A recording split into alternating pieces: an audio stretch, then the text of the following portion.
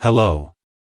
In this video, I am sharing with you about Nothing Phone 2 review, nothing but improved.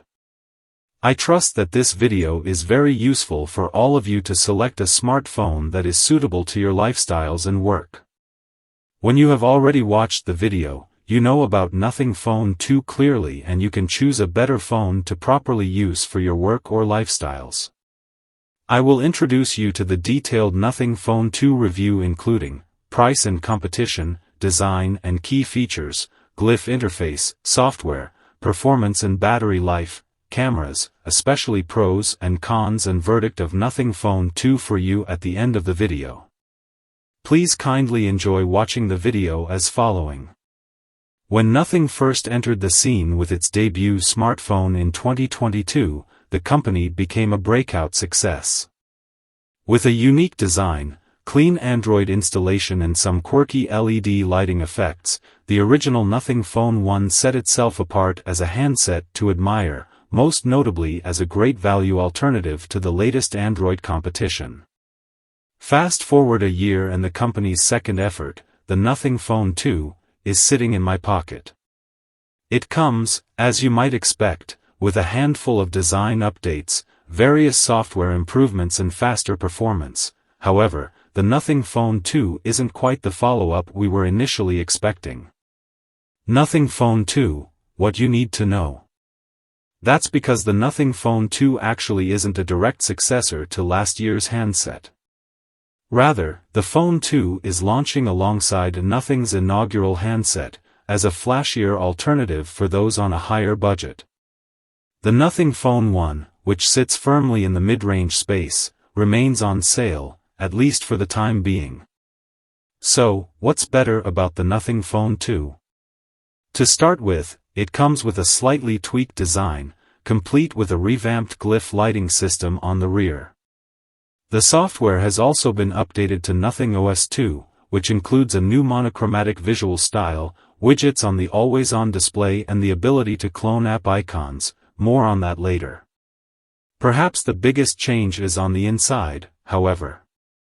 The Nothing Phone 2 uses the far speedier Snapdragon 8 Plus Gen 1 chipset, replacing the Snapdragon 778G Plus of last year's phone. As before, you get the choice of either 8GB or 12GB of RAM and the phone can be configured with either 128GB, 256GB or 512GB of internal storage.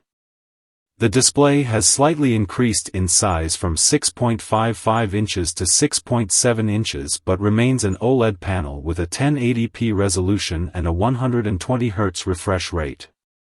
Finally, the selfie camera is now a 32MP sensor, up from 16MP, and there's a new Sony 50MP main sensor on the back. The 50MP ultra-wide camera is the same as before. Nothing Phone 2, price and competition. Of course, you're going to have to pay more for all these extra bits and bobs.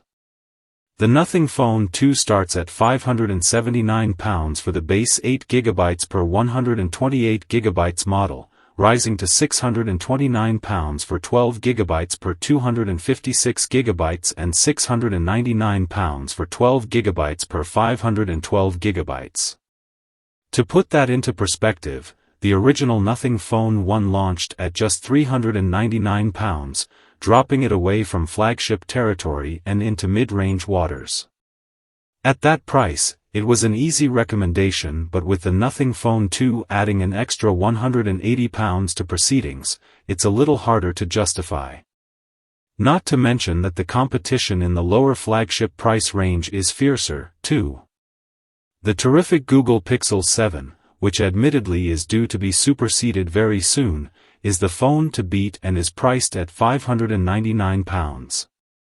Spend a bit more and you've got the OnePlus 11 at £729, while the iPhone 15 costs £800 and the Samsung Galaxy S23 costs a pricier £849.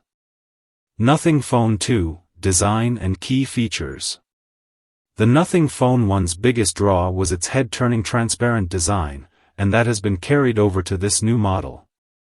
It's a unique-looking handset with the see-through rear, available in white or black, reminding me of the original Apple iMac G3 from the turn of the millennium. The overall design does differ slightly from the original phone, however. The Nothing Phone 2 incorporates a slightly thinner 100% recycled aluminium mid-frame, and it's a smidge taller at 162mm versus 159mm.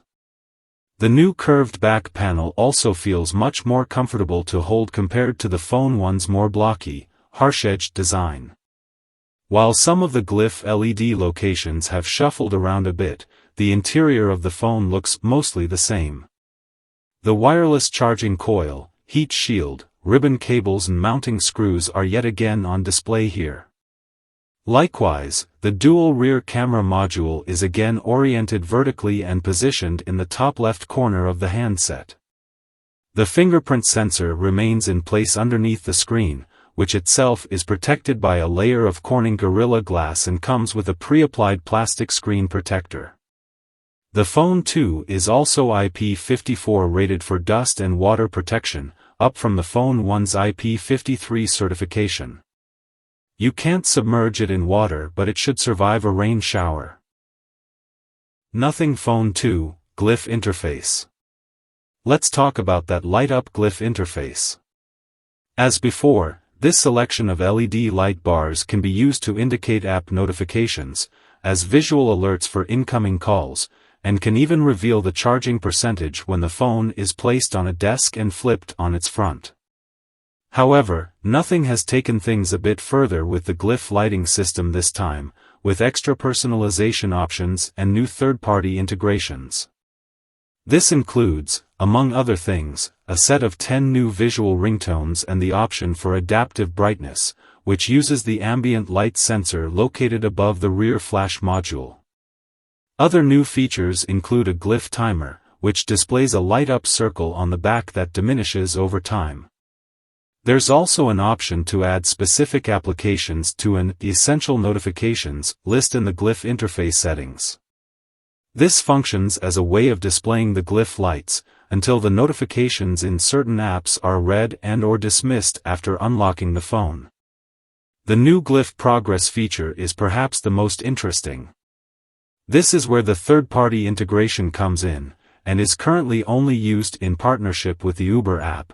It uses the Glyph LEDs to indicate your driver's progress, providing a visual indication of when they might arrive. It's a bit of an odd feature, since you can obviously just unlock your phone and view the progress in the app itself, but I can see this working well with food delivery services and the like as well. Glyph Composer is another new function, and this allows you to record your own visual and audio ringtones via a small on-screen synthesizer. There are multiple electronic sound packs on launch, each with around 5 tones per pack, with the company also launching special sound packs from artists such as Swedish House Mafia. Nothing Phone 2, Software. The Phone 2 launches with Nothing OS 2, which itself is layered on top of Android 13. Nothing has promised up to 3 years of core Android OS upgrades and 5 years of software patches. There's been a bit of a shakeup this time around, with Nothing mentioning that its in-house software teams in Taiwan and London have massively expanded since the launch of the Nothing Phone 1. The biggest change is that you now have the option to apply Nothing's monochromatic visual style across all elements of the user interface, including every single app icon. I didn't like this and found it made locating apps by sight more difficult without the colors to identify them, but I can see it appealing to Nothing's fan base. It's certainly interesting to see full consistency throughout the entire OS. What's perhaps more interesting is you also get the option to clone applications. Essentially, this allows you to display 2 icons for the same application in the app drawer, assigning specific accounts to each one. I use this for both my work and personal Gmail accounts, and it works rather well. It's also possible to protect selected applications with a 4-digit passcode, and to add widgets to the always-on display.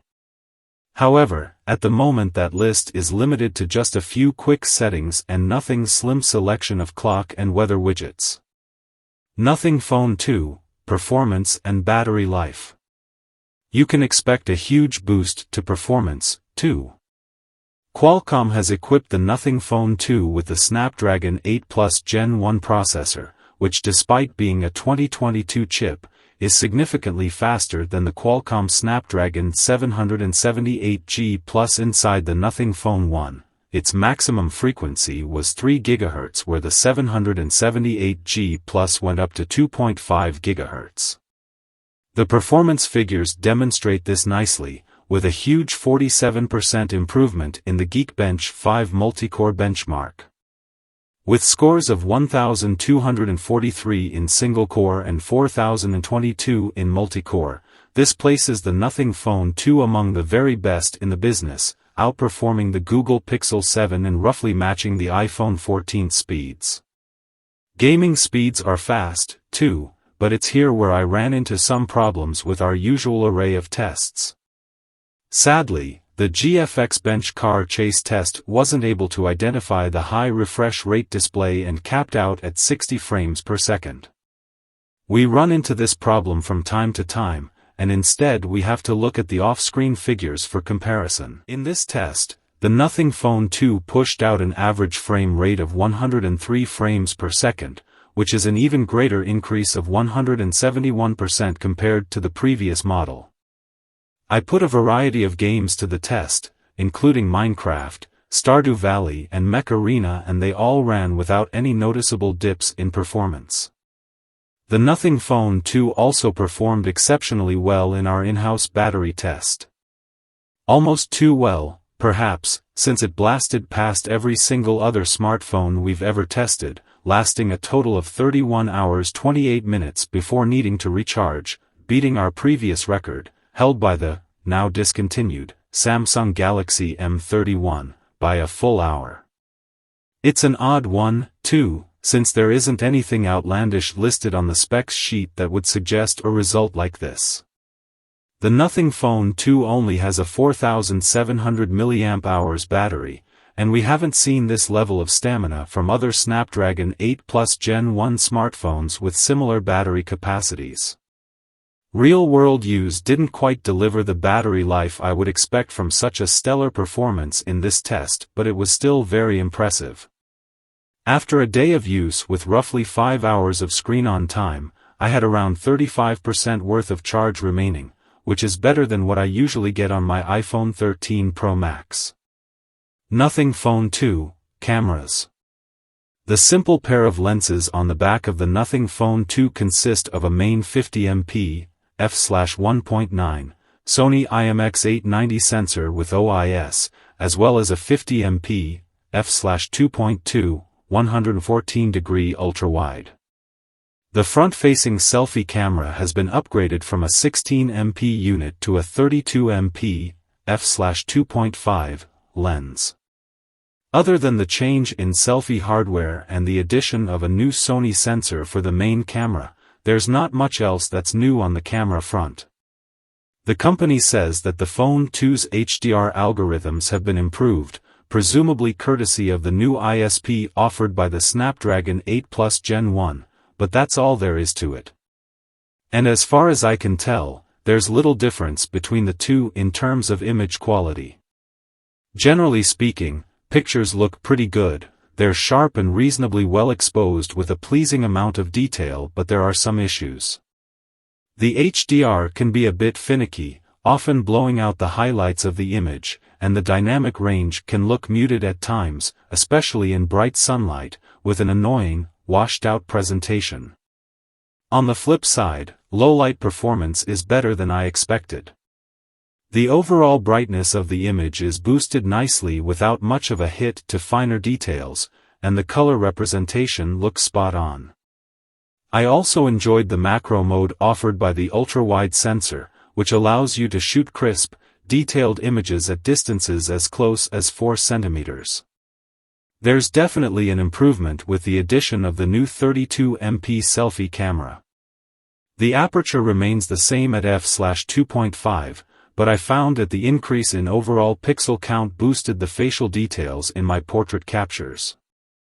Finally, video can be recorded up to 4K resolution at 60 frames per second, which is an increase from the 30 frames per second limit on the Nothing Phone 1.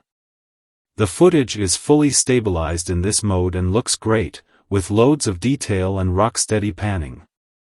The fun-filled Nothing Phone 2 stands out among the flagship crowd, but some improvements could still be made. Pros: transparent design is lovely. Dazzling light-up Glyph interface. Monstrous battery life in our tests. Cons: big price increase over Nothing Phone 1. Cameras are just fine. Software still needs some work. Nothing Phone 2, verdict. It might not be the follow-up we were expecting, but the Nothing Phone 2 is still a solid effort as the firm's first flagship. It's cheaper than its competitors and improves on its sibling smartphone in a number of ways, particularly in terms of design, performance, and battery life. But it's not without fault. The software, while updated, still needs some extra refinement, and it's a shame that the camera offering has largely stayed the same as its cheaper counterpart. Yes, there's a lot to like here, with the Nothing Phone 2 earning a recommendation overall, but I would like to see some bigger differences in these areas with the next iteration, especially considering the price increase. Thank you for watching. See you next videos.